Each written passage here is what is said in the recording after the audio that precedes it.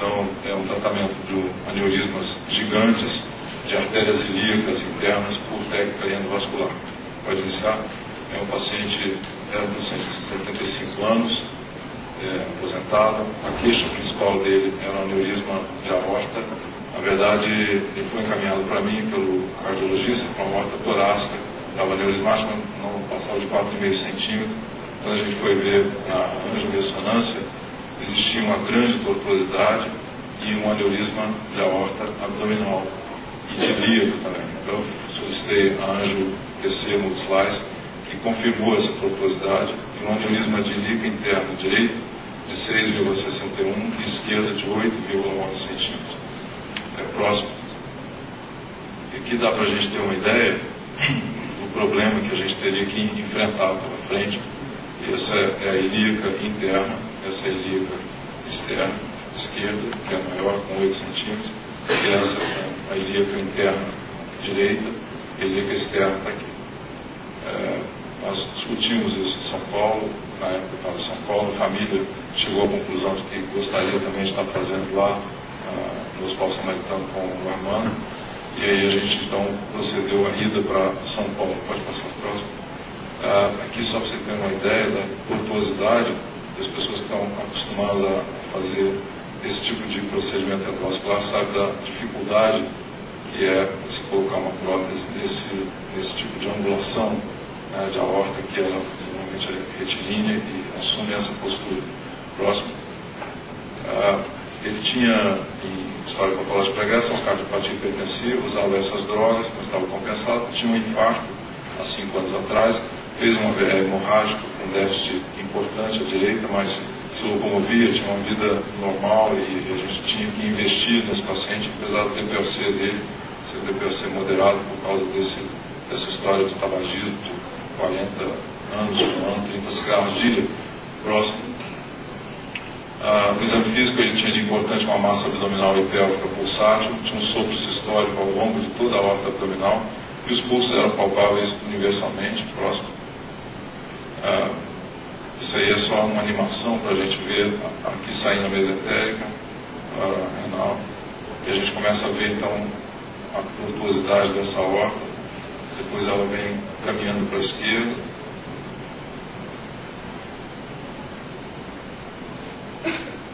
E aí a gente já começa a ver a bifurcação com os 2 aneurismas de ilíaca comum, depois interna, saindo externa aqui, e externa.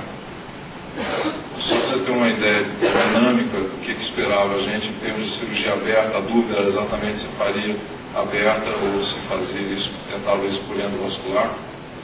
Próximo. O exame pré-operatório ele tinha uma insuficiência cardíaca leve, com fração de ejeção diminuída, os códigos nitrogenados eram normais, o risco cirúrgico era um risco cirúrgico alto, 4. Próximo. A opção pela técnica de cirurgia endovascular foi exatamente o fato desse ser um paciente DPOC, já com uma sequela de AVE, tinha uma dificuldade de mobilização de tórax, risco cirúrgico grau 4, e a dificuldade técnica que se apresentava pela frente, que seriam os aneurismas das ilíacas internas. Próximo.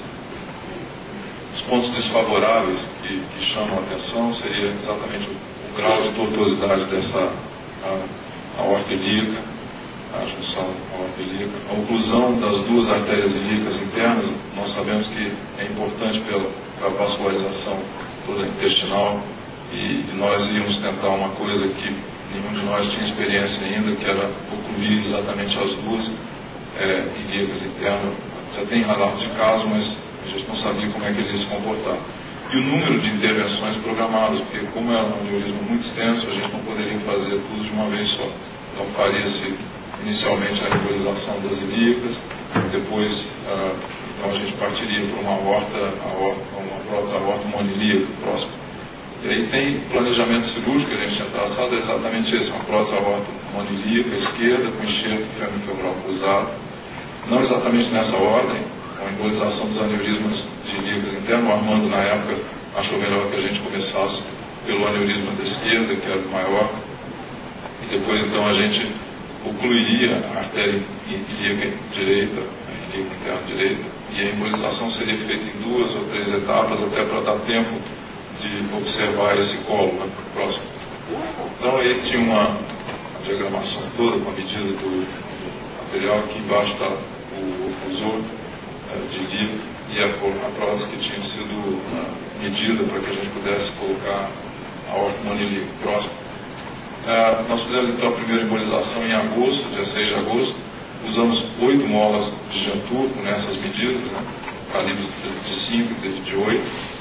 E não foi fácil, porque para se chegar a esse tipo de abordagem para a ilíaca interna tinha que se fazer uma curva muito grande, e ele tinha uma tortuosidade maior ainda. Próximo. Aqui dá para a gente ver, as molas foram colocadas aqui na glútea, e assim continuava enchendo, apesar de a gente já ter colocado 4 molas. Próximo. Em outra angulação. Próximo. Aqui a gente já tinha a mola sendo colocada, mas ainda perpetuava. Nós já tínhamos usado bastante contraste na época. O Armando achou melhor que a gente não fizesse mais. Próximo.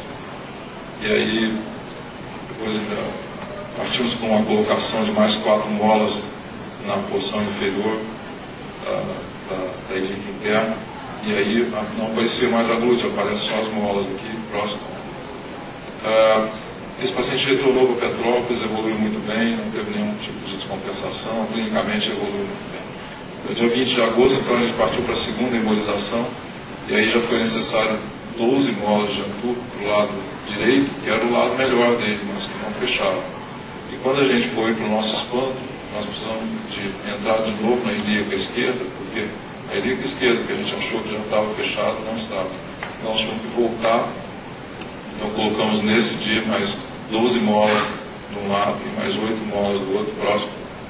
Vocês vão ver que aqui estão as molas de 2 semanas atrás, e aqui a gente já colocou as 12, já começa a aparecer uma circulação mais escassa. Próximo. E aqui a mesma coisa, mas tivemos que colocar bastante para que não houvesse um refluxo para encher o aneurisma, e aqui seria colocado então o oclusor. Próximo. E aí a terceira embolização era só para arrematar e ver se ele estava evoluindo bem. Entre a segunda e a terceira foi feita uma colonoscopia, o paciente não queria submeter esse exame, mas a coluna se mostrava bem rosa, sem nenhum tipo de descamação. Nós então fizemos a terceira embolização, a artéria ilíaca direita e esquerda, dia 1º de outubro, com 10 molas de Jantur para esse calibre, e o fechamento então das 2 ilíacas internas. Próximo. Já aí parece bem, próximo ainda enchendo. Próximo.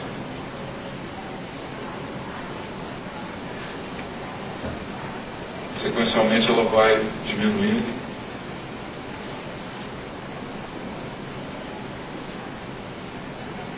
Próximo.